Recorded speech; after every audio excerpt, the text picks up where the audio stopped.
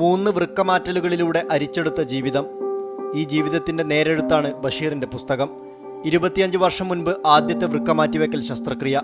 സ്വന്തം മാതാവ് ദാനം നൽകിയ വൃക്ക 1 വർഷമായപ്പോൾ പണിമുടക്കി. തുടർന്ന് ഇന്ദ്രാണി എന്ന തമിഴ് യുവതിയുടെ വൃക്ക സ്വീകരിച്ചു. 18 വർഷമായപ്പോൾ വൃക്കയ്ക്ക് വീണ്ടും തകരാർ. ഇപ്പോൾ സഹോദരൻ നൽകിയ വൃക്കയുമായാണ് 5 വർഷമായി ബഷീറിൻ്റെ ജീവിതം. 3ാമത് ട്രാൻസ്പ്ലാന്റ് കഴിഞ്ഞതിന് ശേഷം പിന്നെ പലരും എന്നെ വന്നിട്ട് ഉപദേശിച്ചു, എന്തായാലും അനുഭവം എഴുതണം.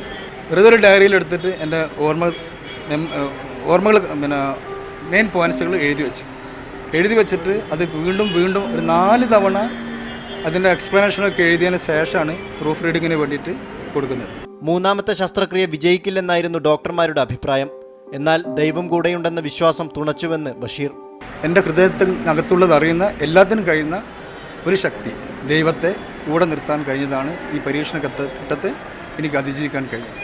കുടുംബവും സുഹൃത്തുക്കളും സാക്ഷിയായ ചടങ്ങിൽ ഇ.ടി. മുഹമ്മദ് ബഷീർ MP പുസ്തകത്തിൻ്റെ 2ാം പതിപ്പ് പ്രകാശനം ചെയ്തു. തനിക്ക് ലഭിച്ച അനുഗ്രഹങ്ങൾ സഹജീവികൾക്ക് കൂടി പകർന്നു നൽകുകയാണ് ബഷീർ. മീഡിയ 1 കോഴിക്കോട്.